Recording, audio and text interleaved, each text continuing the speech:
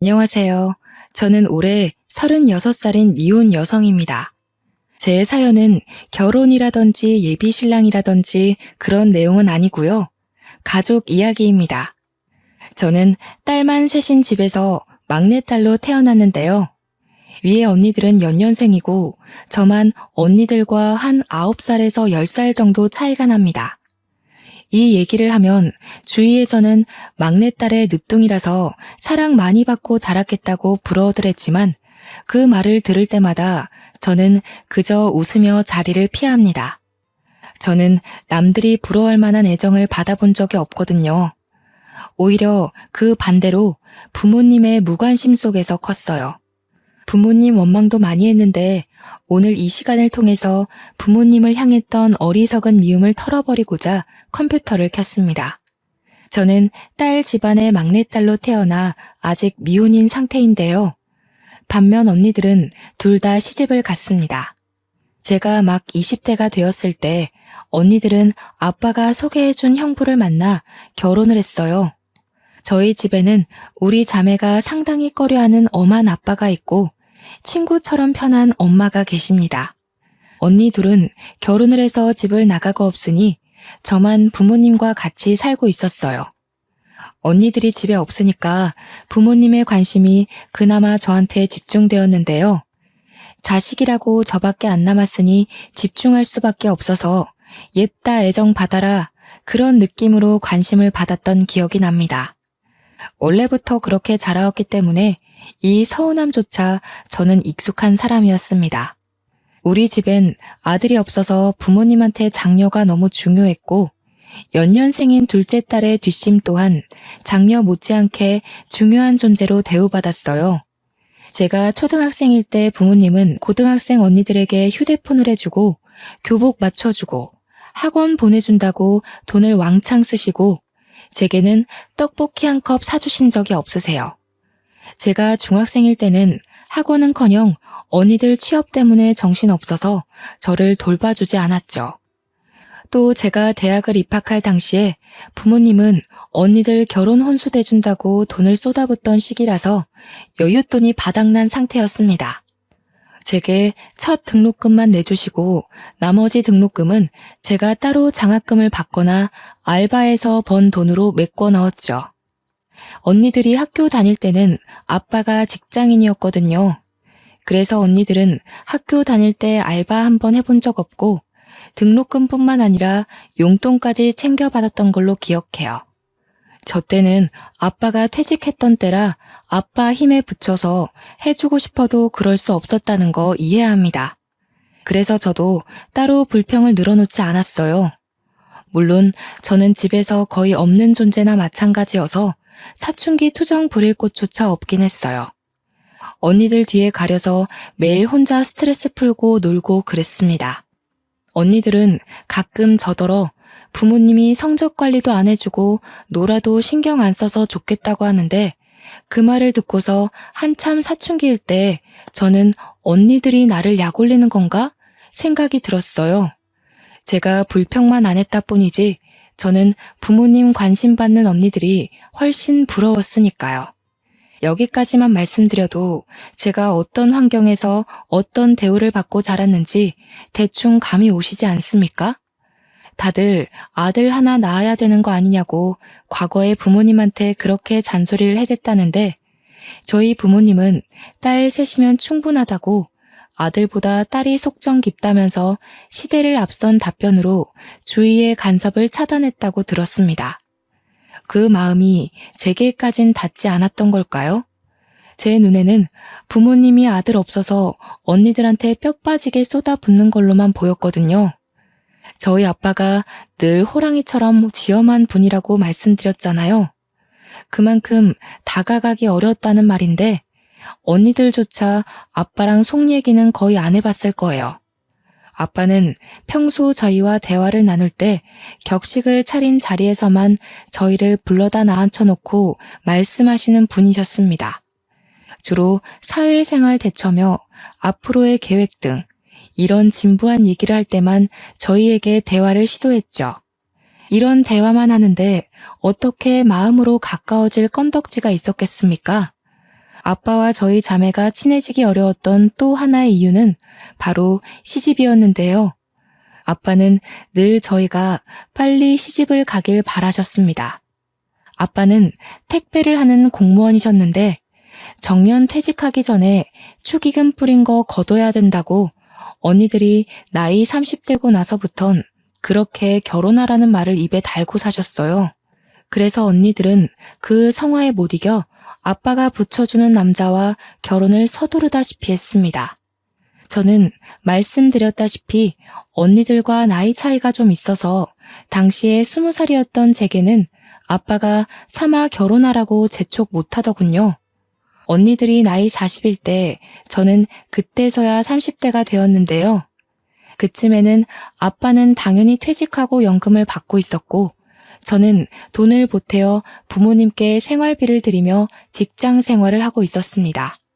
그런데 제가 30살이 되니까 아빠가 이젠 제게도 슬슬 결혼 얘기를 하시더라고요.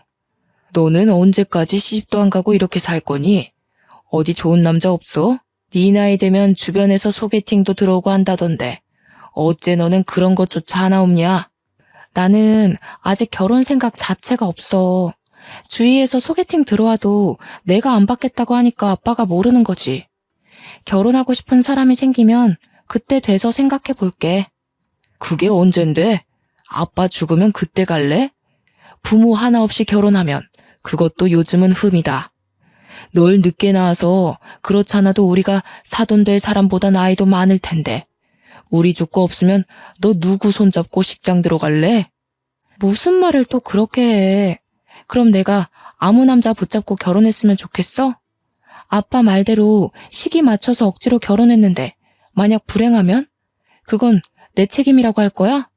아빠는 결혼이 급하지 않다는 제 생각을 충분히 알 텐데도 저만 보면 결혼 얘기를 꼭 꺼냈습니다. 그래서 최대한 아빠와 말다툼하지 않으려고 아빠가 결혼 얘기할 낌새를 보이면 그 자리를 급히 피하곤 했죠. 그렇다 보니 예전보다 더 아빠와의 대화가 줄어들었어요. 엄마는 아빠가 퇴직하는 바람에 요즘 일도 없고 집에만 있어서 적적하다고 말동무 좀 되어주라고 하는데 저도 그러고 싶었어요. 그런데 매번 결혼 얘기로 이어지니까 선뜻 아빠한테 다가가는 게 좀 꺼려지더라고요. 한 번은 아빠의 쓸쓸함을 위해서 부모님이랑 함께 모처럼 소주 한잔 하는 시간을 가졌었는데요. 오붓하고 즐거운 분위기를 만끽하고자 했던 건데 아니나 다를까 아빠가 또 결혼 잔소리를 하는 겁니다. 언니들은 시집 잘만 갔는데 너는 왜 그렇게 못 가냐? 도대체 뭐가 문제니? 내가 네 언니들에 비해 너를 신경 못 써주긴 했지만 해도 너무할 정도로 남자를 안 만나니까 아빠가 걱정이 돼서 그래. 내가 안 만나고 싶어서 없는 거라니까? 솔직히 나는 혼자가 좋아. 결혼도 하고 싶은 사람이 생겨야 하는 거지. 그런 남자가 안 생기면 그냥 혼자 살아도 될 것 같아.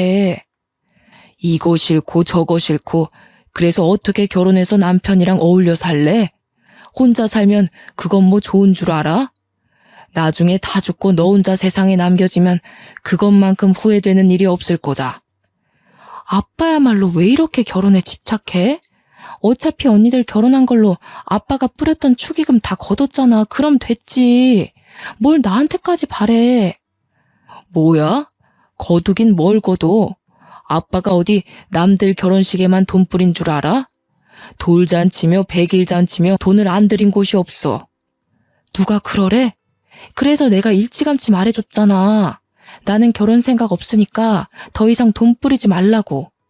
아빠 멋대로 계속 뿌리고 다녀놓고 왜 나더러 그걸 갚으라는 건데? 적당히 좀 해. 그냥 예전처럼 언니들만 신경 써. 기분 좋은 저녁 식사 자리에서 결국 저는 아니 꼽게 말투가 나갔고 술 한잔 된 아빠는 제 버르장머리에 꼭지가 나가서 버럭 언성을 높였습니다. 저도 그땐 술 때문이었는지 과거에 언니들만큼 못해줬다는 걸로 아빠한테 딴지를 걸고 말았네요. 솔직히 엄마 아빠가 언니만 신경 썼지 내가 뭐라든 관심이나 가졌어? 난 상 같은 거 받아와도 그걸 가방에서 꺼낸 적이 없었어. 왜 그런지 알아? 엄마 아빠는 늘 언니들 때문에 바빴거든. 이럴 거면 차라리 날 낳지 말지 그랬어. 아들도 아니었는데 딸인 거 알았을 때 날 지우지 그랬냐고. 이 녀석이? 아무리 우리가 너한테 신경을 못 써줬다고 하더라도 말버릇이 그게 뭐야? 엄마 아빠 사정 몰라서 그래? 어쩜 너는 다 커도 이렇게 어린 생각만 하는 거냐? 그동안 언니들 하는 거 보면서 배운 것도 없어? 여보, 그만해요. 술이 많이 됐네. 그만 정리하고 잠자리에 듭시다. 윤희 너도 들어가서 잘 준비해라. 이건 내일 엄마가 정리할 테니까. 엄마가 제지하는 덕에 아빠와 저는 그쯤하고 그칠 수 있었으나 저는 그날로 아빠를 멀리했습니다. 원래도 가까운 사이가 아니었는데 제 고의적인 행동으로 인해서 더 멀어진 거죠. 그렇게 아빠한테 삐친 채로 말 한마디 안 하고 지낸 지 한 달이 지났을까요? 회사에서 일하고 있었는데 엄마한테 전화가 오더라고요. 엄마는 보통 제가 근무 중인 거 알아서 그 시간에는 전화를 안 걸어요. 그런데 그날따라 연달아 2번이나 전화 오길래 받아봤는데요. 다름 아닌 아빠가 교통사고로 병원에 있다는 연락이 아니겠습니까? 놀란 저는 근무지에 얘기하고 얼른 병원으로 달려갔습니다. 가니까 엄마가 아직 눈 못 뜨고 있는 아빠 옆에서 아빠 손을 잡고 앉아 있더라고요. 어떻게 된 거냐고 물어보니까 엄마가 망연자실한 표정으로 말씀하셨어요. 네 아빠 곧 생일이잖니. 신발 하나 사주려고 택시 타고 백화점 가는데 웬 중앙선을 넘어온 차가 우리 택시 쪽으로 돌진하는 거야. 기사님이 그걸 피하려다가 콘크리트 옹벽을 들이받았어. 지금 기사님도 많이 다쳐서 가족들 오고 난리도 아니었다. 사고 때에 아빠랑 기사님 쪽으로만 강하게 부딪혀서 엄마는 무사했다고 들었습니다. 엄마도 이마랑 팔꿈치 쪽에 작은 타박상이 있었지만 엄마가 이건 아무것도 아니라면서 아빠 어떡하냐고 눈물을 보이시더라고요. 저도 마음이 안 좋았어요. 의식을 못 찾고 계시는 거면 가벼운 사고는 아니란 거잖아요. 또 아빠가 호흡기를 끼고 있는데 어떻게 마음이 아무렇지 않을 수 있겠습니까? 나중에 의사가 와서 하는 말로는 아빠한테서 뇌출혈 증상 말고는 따로 보이는 외상이 없다고 했으나 정확한 건 아빠가 깨어나고 정밀 검사를 좀 더 진행해봐야 알 수 있다고 했습니다. 저는 불안한 마음으로 다음날 연차까지 내면서 엄마와 아빠 옆을 지켰는데요. 그날 밤늦게 아빠가 깨어나신 거 있죠? 어차피 다음날 검사를 할 수 있기에 일단은 기다려야 했는데 문제는 그게 아니었습니다. 엄마는 깨어난 아빠의 모습을 보고는 평소와 다르다고 했습니다. 아빠가 어딘가 모르게 발음이 어눌하고 시선을 잘 못 맞췄어요. 저와 엄마가 하는 말을 잘 알아듣지도 못했고 우리를 아예 못 알아보는 것 같았죠. 말도 잘 안 하시는 데다가 인지 능력도 떨어져 보였습니다. 급한 대로 간호사를 불러서 상태를 확인을 했는데 간호사 표정이 안 좋더라고요.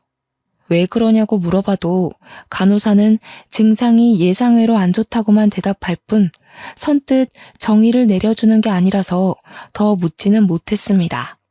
다음날 정밀 검사를 몇 차례 더 진행했는데 그때서야 간호사 표정이 왜 그랬는지 알 수 있었죠. 아니나 다를까 아빠가 외상성 치매 증상이 나타났다고 하는 거 아니겠어요? 교통사고 후유증이라는데 사고로 인해 뇌신경이 크게 흔들려서 손상이 되어 버렸다고 합니다. 그날로 아빠는 62살이란 젊은 나이에 조기 치매 판정을 받았습니다. 완전 집안의 날벼락이 떨어진 셈과 같았죠. 엄마와 저는 너무 큰 충격을 받아서 한동안 크게 상심했습니다. 어제까지만 해도 멀쩡하던 아빠가 한순간에 말도 제대로 못하는 어린아이가 되어버렸어요. 제게 결혼 언제 할 거냐면서 눈을 무섭게 뜨고 몰아붙이던 저희 아빠가 이젠 제 눈도 못 마주친다고요. 이건 아빠와 다투는 바람에 아빠가 미워서 계속 피해 다녔던 상황과는 확연히 다르잖아요. 우리 아빠가 치매라니. 저는 저를 알아보지 못하는 아빠의 모습을 받아들이기가 너무 힘겨웠습니다. 한참 상심 끝에 저는 연락 뜸하게 지냈던 언니들에게 이 사실을 알렸고 언니들이 그 주 주말에 병원을 찾아왔어요. 다른 지역에 사는 사람들이라서 본래 하던 일도 있고 주말에 시간 맞춰 오느라 다소 늦게 아빠를 살피러 왔는데요. 그래도 윤이 있어서 다행이다. 엄마 혼자 있었으면 봐주기 힘들었을 거잖아. 이게 보험 처리가 되는 문제였던가? 보험사 연락해봤어?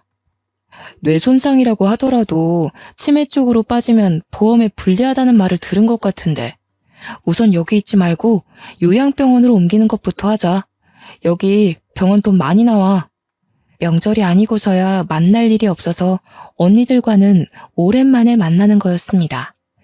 그런데 저와 엄마와 달리 언니들은 아빠 증세를 보고도 생각보다 덤덤한 반응이더군요. 사정을 더 들어보니까 둘째 언니는 이미 심호되는 사람이 치매로 있었고 첫째 언니는 아빠한테 어릴 때 싸대기 맞은 기억 때문에 원래부터 아빠를 별로 안 좋아했던 거였어요. 그래도 그렇지 부모님이 사고가 나서 평생 장애를 안고 살게 생겼는데 너무 무심한 거 아닌가 싶더라고요. 아빠 병원비 나 혼자 감당하기 어려워. 당분간 검사도 주기적으로 받아야 된대. 엄마랑 나 생활할 돈 다 쏟아 부어도 부족할 판이야. 언니들이 돈 좀 보태줘야 돼. 우리 부모님 일이니까 저는 당연한 일이라 생각하고 제안했던 건데 형부들도 그렇고 언니들도 그렇고 제 말에 선뜻 대답하지 않는 겁니다. 서로 눈치를 보고 있는데 그 꼴이 딱 봐도 돈 나가는 게 아까워서 고민하는 모습이었습니다. 아이고 됐다. 무슨 가정 있는 사람들한테 돈을 달라고 하니 자기 식구들 먹고 살 여건도 빠듯할 텐데. 내가 저기 외가 쪽에 알아볼 테니까 너희들은 아빠 신경 쓰지 말고 한 번씩 안부 전화나 줘. 바쁜데 그만 돌아가도 좋아. 아무래도 엄마 또한 언니들과 형부들의 태도를 눈치챘나 봅니다. 괜히 거절당할 게 뻔해 보였는지 애초에 도움을 청하려고 하지도 않더라고요. 저는 이건 아니지 싶어서 막내지만 다 큰 언니들 앞에서 한 소리하고 말았습니다. 자식들이 버젓이 있는데 뭐하러 남한테 돈을 빌려. 우리가 보태서 아빠 병원비 하면 돼. 언니들이 좀 보태줘야지. 형부들 돈 많은 사람이잖아. 다른 사람도 아니고 우리 아빠가 위급해. 아빠가 언니들한테 쏟아부은 돈이 얼만데 병원비 한 번 대주는 게 그렇게 싫어? 아빠한테 쓰는 돈이 아까워서 이러는 거야? 넌 따로 챙길 식구가 없으니까 그런 맘 편한 소리 하는 거지. 그리고 아빠가 우리한테 돈 쏟아부었다고 해서 우리가 마냥 행복했을 것 같니? 나랑 언니는 그게 제일 불행이었어. 제발 아빠가 우리한테 신경 좀 꺼주길 바랬다고. 사사건건 간섭받는 게 얼마나 숨막히는지 모르지 넌? 됐어. 우리끼리 싸워봤자 뭐해. 윤희야, 일단 병원비에 대해서는 우리가 의논해보고 연락해줄게. 근데 언니가 한마디만 하자. 보이는 대로만 생각하지 마. 우리한테는 아빠 울타리가 지옥이나 다름없었어.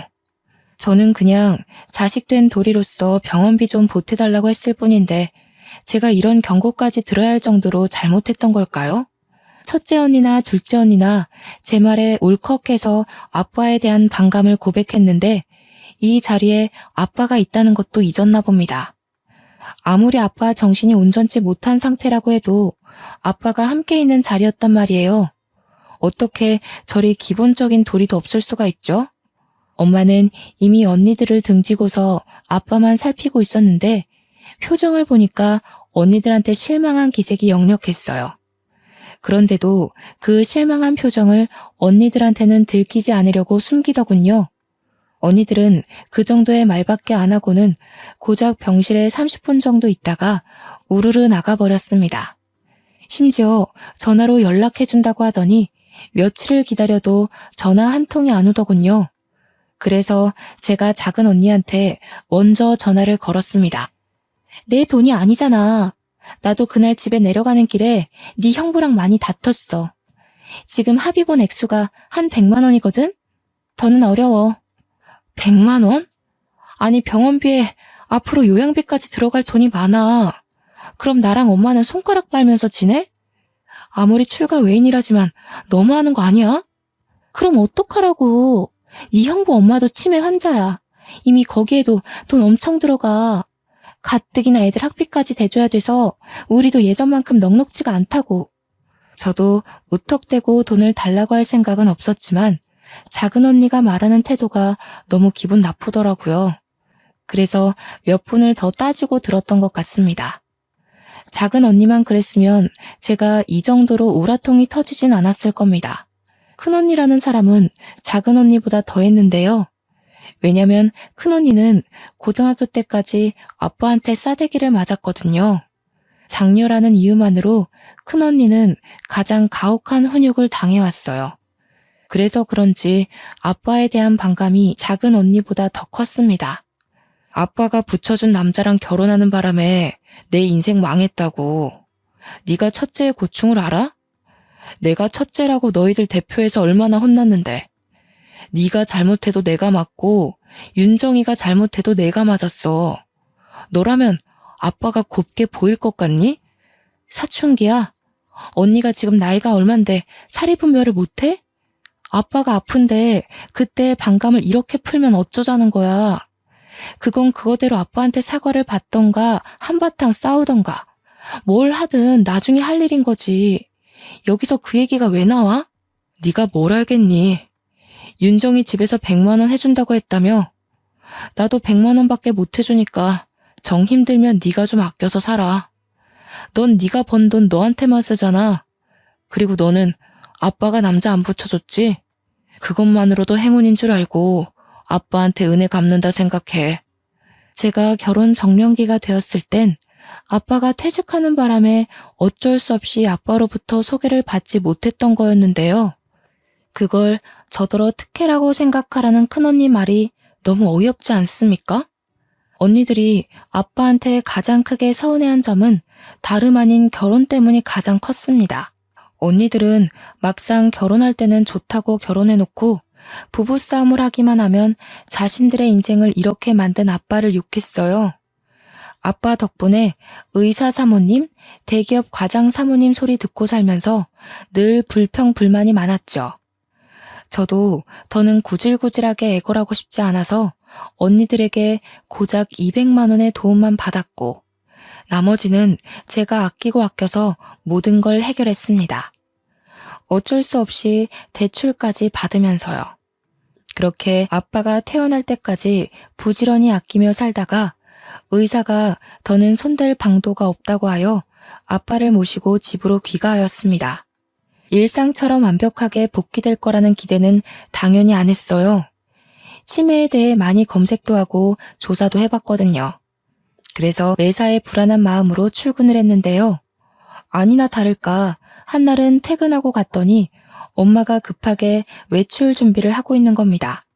엄마한테 어디 가냐고 물었더니 아빠가 집을 나갔다는 거 아니겠어요? 엄마가 잠시 요리하고 있는 사이 아빠가 사라졌다고 했습니다. 놀란 저는 엄마와 같이 아빠를 찾으러 나섰고 그 사이 경찰에 신고까지 했어요. 다행히 아빠가 가지고 있는 휴대폰 덕분에 위치 추적을 해서 찾을 수 있었습니다. 그날 이후 엄마는 아빠와 자신의 손목을 끈으로 연결하고서 잠을 청했는데요. 엄마도 아닌 척하지만 그날 많이 놀란 것 같았어요. 이걸 다행이라고 해야 할지 모르겠지만 아빠는 대소변을 못 가리거나 아이처럼 음식으로 장난치는 증상은 없었습니다. 그러나 유독 돈에 집착하는 모습을 보였어요. 10원 하나라도 누가 자기 돈에 손을 대기만 하면 버럭 소리 지르면서 근처도 못 오게 하더라고요. 아빠는 그렇게 집에 있는 현금과 통장을 매일 매시간 확인하고 만지고 감췄습니다. 그런데 문제는 아빠가 아빠 돈뿐만 아니라 제 돈도 엄마 돈도 모조리 다 숨겨버린다는 겁니다. 자기 것도 아닌 카드랑 통장까지 모두 보이기만 하면 다 제 것으로 여기며 훔쳐갔어요. 한날은 출근한다고 바쁘게 나갔는데 차에 기름이 없길래 주유소에 잠깐 들렸거든요. 그런데 아무리 뒤져도 가방 속에 지갑이 없는 거 아니겠습니까? 전날 출퇴근할 때만 해도 지갑이 있었는데 다음날 아침에 없다는 건 퇴근 이후에 사라졌다는 거잖아요. 저는 아빠가 치매 걸리고 난 후부턴 퇴근하고 어딜 들린 적이 없어요. 무조건 집에 붙어 있었거든요. 그렇다는 말은 제 지갑이 집에서 없어졌다는 말밖에 안 되는데 그 순간 저는 쎄한 기분이 들면서 설마 싶더라고요. 엄마한테 전화했더니 엄마 생각도 아빠 짓이 맞는 것 같다고 하는 겁니다.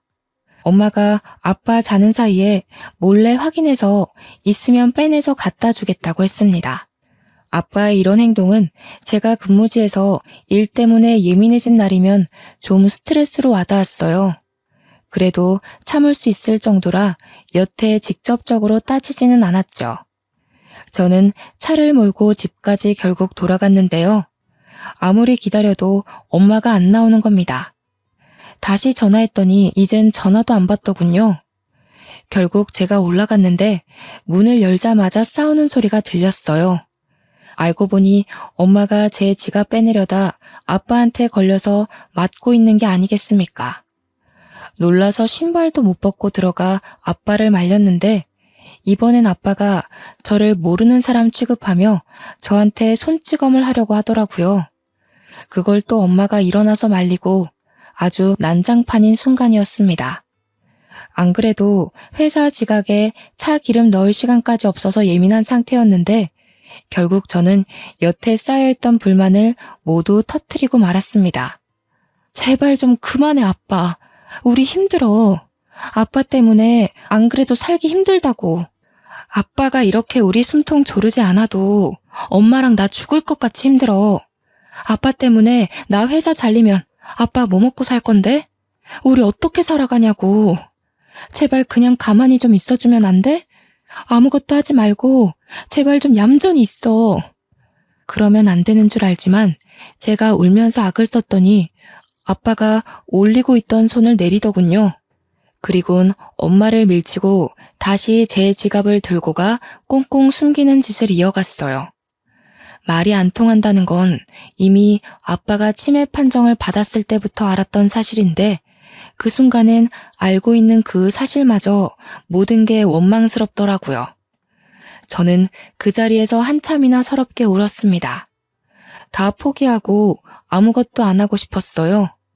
그땐 차라리 아빠를 요양병원에 보낼까 생각도 했어요. 그런 생각을 입 밖으로 꺼낸 적은 없는데 제가 지쳐 보이고 금방이라도 다 내려놓을 것처럼 보였는지 엄마가 한날 저한테 그런 말을 하더라고요. 우리 윤희한테는 해준 게 없는데 엄마 아빠가 참 모질게도 끝까지 이러지? 엄마가 너한텐 항상 미안해. 늘 언니들한테 선수 뺏겨서 많이 억울했을까. 아쉬운 소리 하는 걸로 들릴지 모르겠지만 엄마는 지금 네가 있어서 얼마나 힘이 되는지 몰라. 엄마는 힘 닿는 데까지 네 아빠를 직접 보필하고 싶어. 참 염치 없지만 미안하구나, 딸아. 저는 아빠가 싫어서 이렇게 피폐해진 게 아니었어요.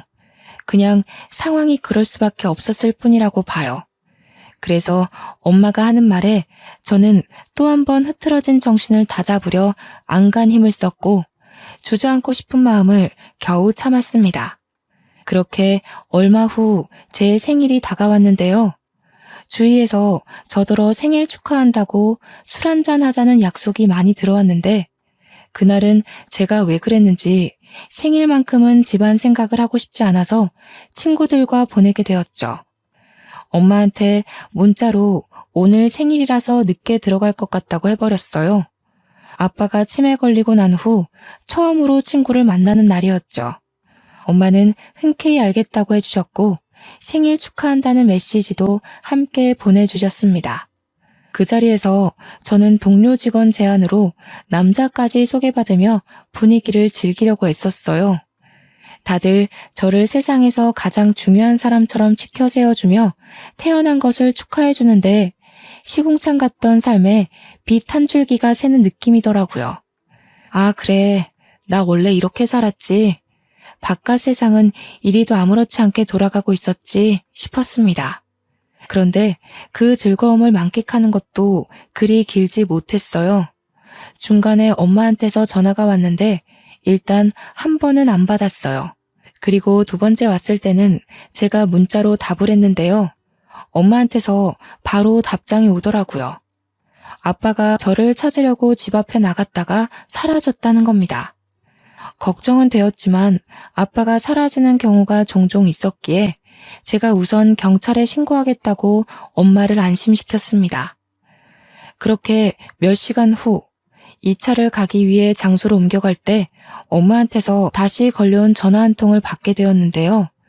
그날은 제 인생에서 가장 후회가 되고 아직까지도 제가 제 생일을 더 이상 축하하지 않게 된 계기가 된 날이기도 했습니다. 윤희야, 어떡하니? 네 아빠가 죽었다. 내가 잠시 네 아빠 모자 챙기러 올라갔다 온 사이에 네 아빠가 또 사고가 났어. 그런데 네 아빠가 숨을 안 쉬어. 윤희야, 어쩌니? 네 아빠 어떡하니? 그 전화를 받고 나서부터 제정신은 온전치 못했습니다.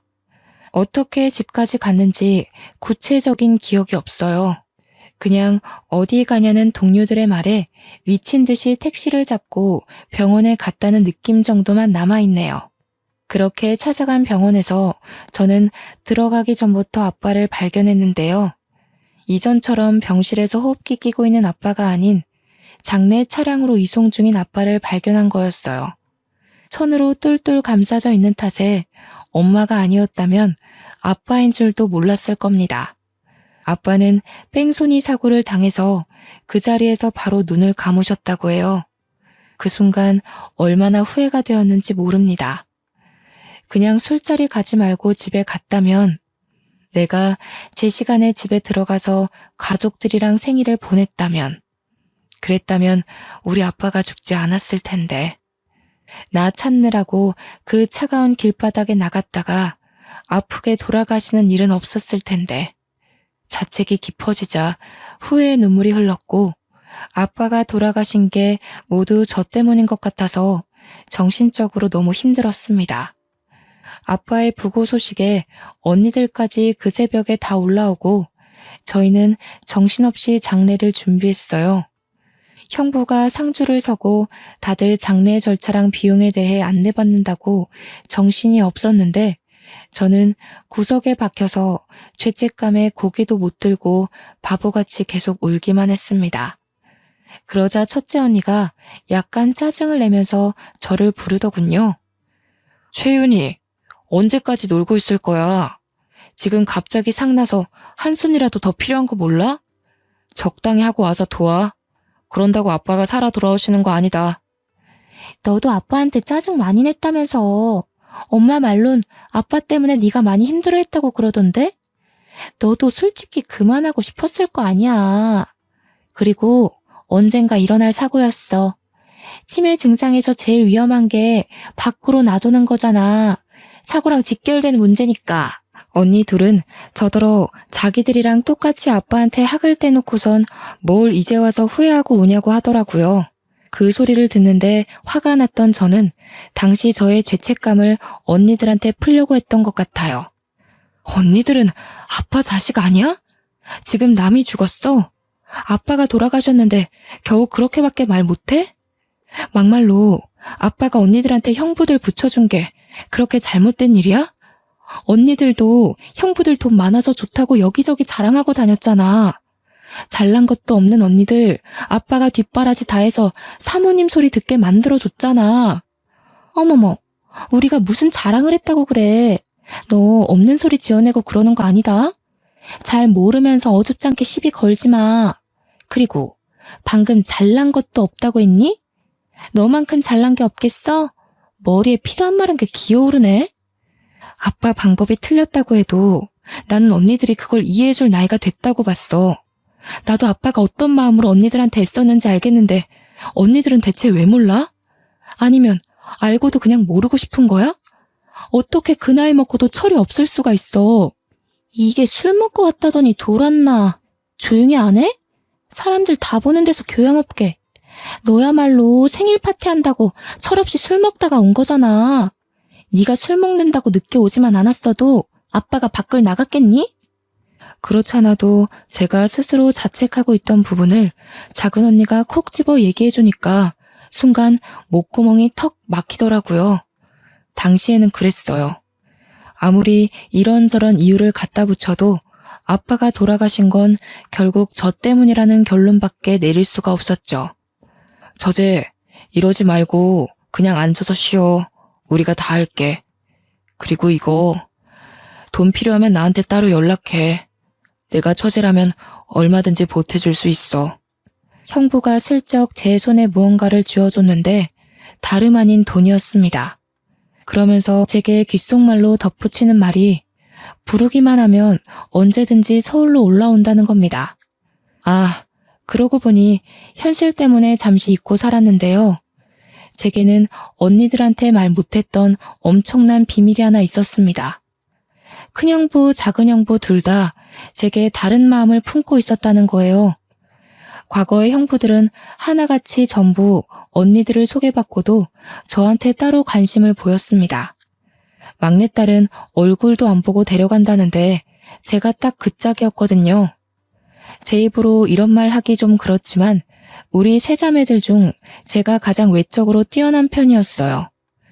부모님이 뒷바라지 팍팍 해줘서 잘 나갔던 건 언니들이었지만 주위 이웃이나 지나가는 사람들은 외적인 것 하나만 보고서 언니들이 아닌 제게 더 많은 관심을 주었습니다. 형부들도 마찬가지였죠. 비록 아빠를 통해서 언니들을 소개받았지만 사실 저와 결혼을 하고 싶었던 겁니다. 형부들은 언니들이랑 결혼하고도 신혼 초에 저한테 연락을 많이 보냈었어요. 저는 그 잘못된 관심을 받고도 언니들 가정을 파탄내고 싶지 않아서 그냥 모른 척 넘겼습니다. 당시는 제가 너무 어렸기도 해서 이 사실 자체가 그저 미안하더라고요. 그래서 언니들한테 영원히 숨길 비밀로 혼자만 알고 있던 사실이었습니다. 그런데 장례식장에서 저는 그 마음이 틀어지고 말았죠. 당장 이곳을 초토화시켜버릴 수 있었지만 저 또한 아빠한테 잘한 것 없는 입장이기에 일단 장례만큼은 조용히 치르고 싶었어요. 그래서 우선은 참고 넘겼습니다. 아마 언니들은 형부들의 흑심을 까맣게 모르고 있을 겁니다. 저 또한 형부들의 흑심이 여태까지 이어져 왔는지는 몰랐는데 이참에 잘 됐다고 봐요. 언니들 가정을 확실히 망쳐놓을 수 있을 것 같거든요. 차라리 제대로 인생 망해봐야 아빠도 욕먹는 게 덜 억울하지 않겠습니까? 그렇게 인정 없는 장례 절차를 마치고 집으로 돌아온 날, 저는 엄마랑 같이 아빠 물건을 정리했어요. 그때 엄마가 제게 무언가를 건네줬는데 저는 그걸 바로 알아볼 수 있었죠. 그건 다름 아닌 아빠가 그렇게 끼고 사수했던 통장들 중 하나였습니다. 받아. 아빠가 너 주려고 가지고 있던 거야. 너 결혼하면 줄 예단비인데 너 크면 꼭 챙겨줄 거라고 그렇게 꽁꽁 감추고 있었어. 코앞에 있던 자기 딸도 못 알아봤으면서 통장 주인은 꼭 너라고 내내 당부했거든. 엄마가 힘겨운 마음을 다잡고 말하기를 아빠가 평소 엄마한테 그랬대요. 막내한테는 언니들만큼 못해줘서 늘 미안한 마음을 안고 살고 있다고요. 언니들은 태어날 때부터 걸음마를 하고 유치원을 가고 초중고에 대학까지 가는 내내 한시도 눈을 떼본 적이 없는데 결혼까지도 신경 써주고 모은 돈 다 털어가면서 바치고 그랬는데 저는 아빠 스스로도 평생 죄책감을 묻어두고 있었을 정도로 쓸쓸히 크게 했다고 말이에요. 아빠도 그걸 알아서 제 생각만 하면 그렇게 미안한 마음밖에 없었다고 합니다. 그나마 저한테는 해줄 수 있는 게 이것밖에 없었기에 아빠는 연금에서 생활비를 제한 모든 돈을 차곡차곡 모았다고 했어요. 엄마가 주는 통장을 받고 그걸 펼쳐보는데 저는 바닥에 놓인 아빠의 영정사진을 차마 쳐다볼 수가 없었습니다. 통장 내용을 보자마자 눈물을 터뜨렸기 때문인데요. 통장 잔액 옆에 입금자 명이 전부 미안해 막내딸로 기재되어 있는 거 아니겠습니까? 평소 고맙다, 미안하다 이런 말 못하시는 분이라는 걸 알아서 이 간결한 표현 하나만으로도 아빠의 마음이 얼마만큼 담겨 있는지가 충분히 느껴졌어요. 아빠는 어릴 때부터 어렵게 살아서 자식만큼은 돈 때문에 걱정하지 않도록 살게 해주려고 젊은 시절부터 피땀 흘려 일만 했다고 했습니다. 엄마가 옆에서 지켜보는데 단 한순간도 제대로 휴일을 보낸 적이 없었다고 했어요. 주말에도 친구 일하는 데 가서 일용직으로 돈을 벌었고 평일에는 택배 일하면서 돈을 벌었고 허리가 아픈데도 병원비 나가는 게 아까워서 파스만 붙이며 견뎠다고 합니다. 기억할지 모르겠는데 아빠가 치매 걸리고 나서 다른 건 다 기억 못해도 딸들 생일은 꼭 기억하더라고. 옛날에 그렇게 뼈 빠지게 일하면서도 너희들 생일에는 아빠가 꼭 휴일을 냈거든. 아빠한텐 그날이 유일하게 쉬는 날이었지. 그러고 보니 저희가 아주 어릴 땐 꼭 생일 때 외식을 했던 기억이 납니다. 전혀 인지를 못하고 있었는데 엄마가 말해주니까 생일마다 아빠까지 온 식구가 함께 있었던 장면만 떠오르더라고요.